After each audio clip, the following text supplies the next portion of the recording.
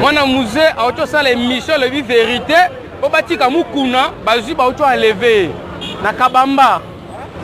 tomoni population ya mwana na commune ki mawa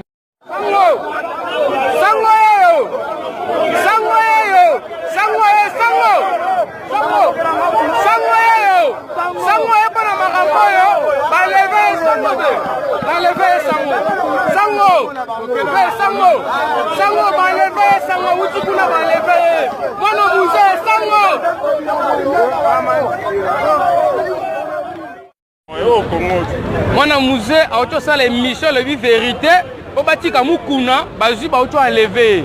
na kabamba tomoni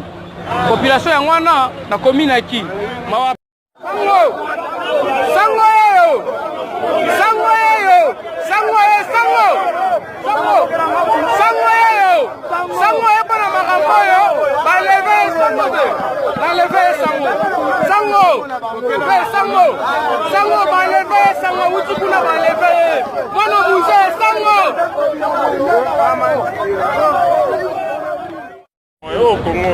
Mwana musée a auto ça l'émission le vérité au batika mukuna bazui ba auto enlevé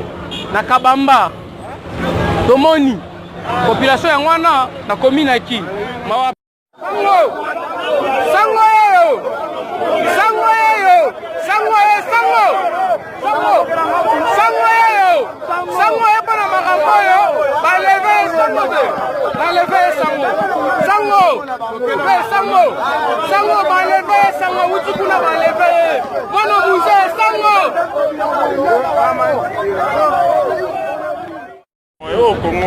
Mwana musée a auto ça l'émission le vérité au batika mukuna bazui ba auto enlevé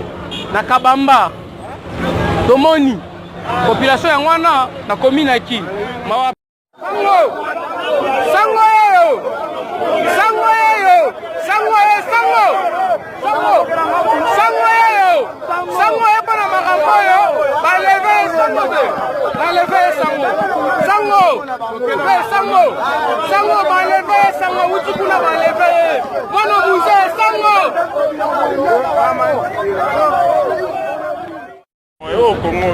Mwana musée a auto ça l'émission le vérité au batika mukuna bazui ba auto enlevé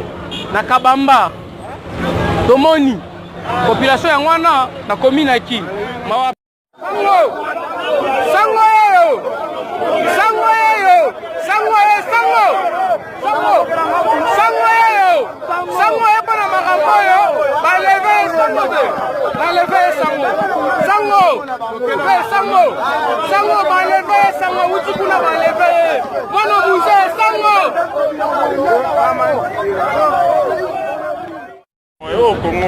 Mwana musée a auto ça l'émission le vérité au batika mukuna bazui ba auto enlevé na kabamba tomoni population ya mwana na commune ki mawa